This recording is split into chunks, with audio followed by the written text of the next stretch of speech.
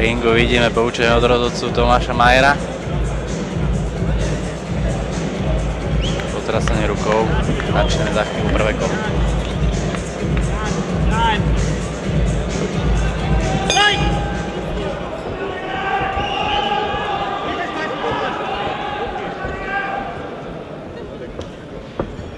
David Rychlý, čierne trenírky, Tomáš Vašíček, červeno-čierne šortky.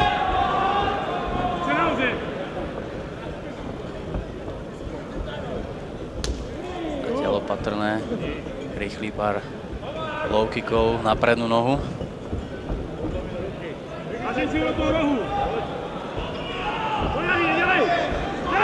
Vyčkáva.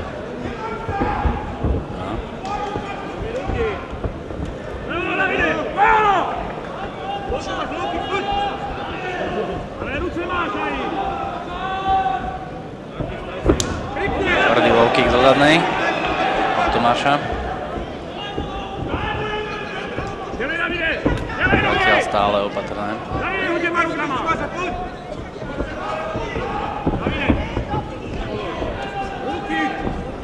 Obaja borci čakajú na toho druhého, ale zatiaľ to je skúsenosť na strane Tomáša Vašička. Šepta do uši, počkaj.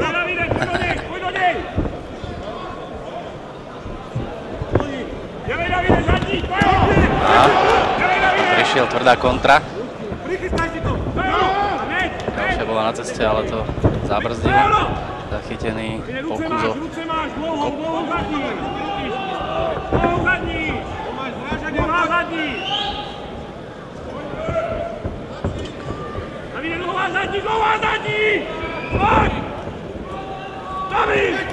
A teraz sa na akcia trošku rozbieha.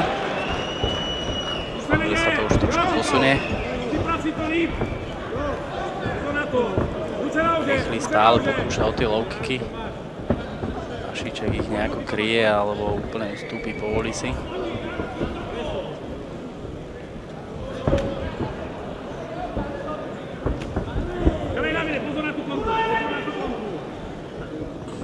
Vašíček stále ustupuje, podľa mňa nemá dôvod.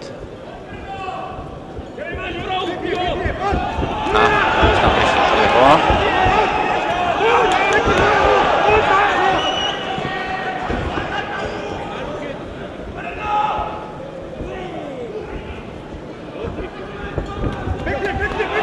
Na výmena.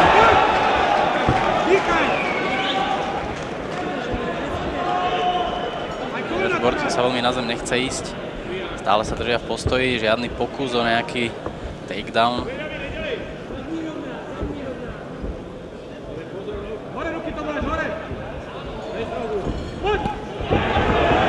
Riadne kladivo. Zatiaľ z tých úderov, ktoré tí dvaja rozdávajú, ťažko vyčítať, čo môže nasledovať ďalej. Low kicky a. Už není dobre. Low kicky už si vybrali svoju daň a Vašíček už má nohu asi trošku rozkopanú, tak preto začneme hrať inú hru. A dostať na zem asi nedokáže. Poďme kolena. Čo sa deje? Zápasnícky.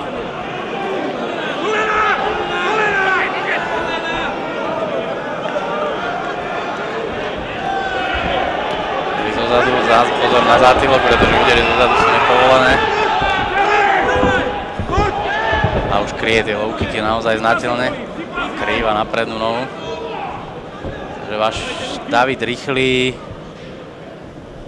podľa mňa má celkom dobrú výhodu, pretože Tomáš musí tie low kicky vykrývať už naozaj, ani nie vykrývať, ale musí sa uhýnať, čo vlastne ho dostane do zlého postoja. Rychlý by to mohol využiť, keby dokázal. Zatiaľ mi to vyzerá, ako by s tým vedel poradiť. Veľmi, veľmi opatrný zápas. No toto prvé kolo rozhodne nemôžeme hodnotiť ako zatiaľ otvorené. Presne tak.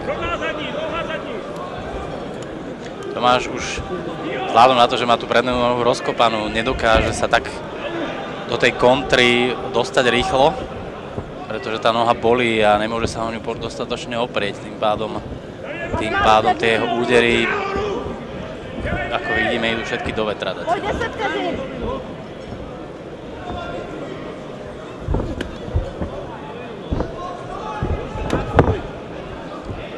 Rýchle mu stačí už len pokračovať a vidíme, že už...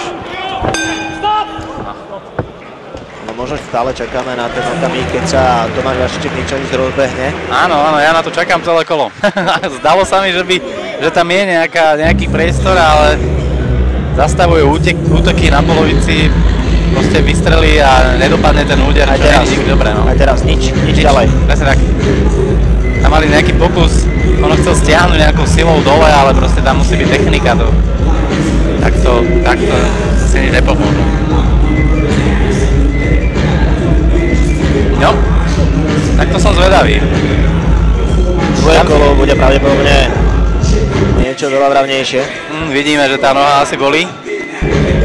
A rozhodujú, či vôbec budú pokračovať. Ja som videl na konci toho kola, Tomáš vymenil postoj. Už išla dopredu druhá noha a s týmto sa veľmi bojovať nedá.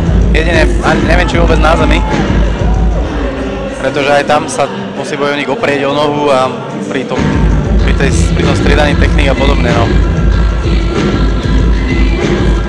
Raduje sa to prestávka pre MMA-károv, je tuším 1,5 minúty.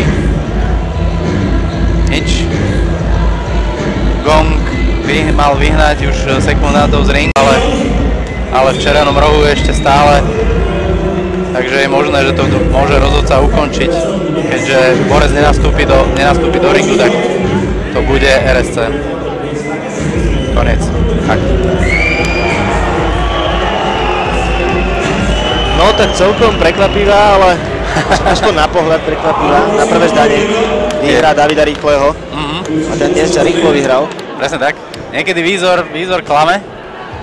Keby ste ich dali vedľa seba, tak možno si väčšina typne na Tomáša, ale je tam vidieť, že to proste mu to vychádzalo, tie low kicky.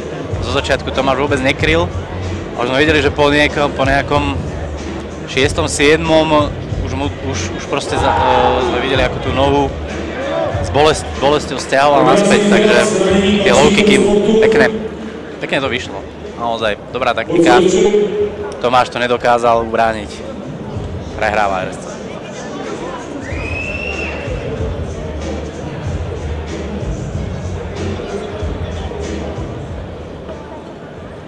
Celý přišel předat, dámy a pánové, momentálně asi nejznámější a také nejlepší slovenský ultimátní zápasník Attila Lek. Velký potlesk pro něj.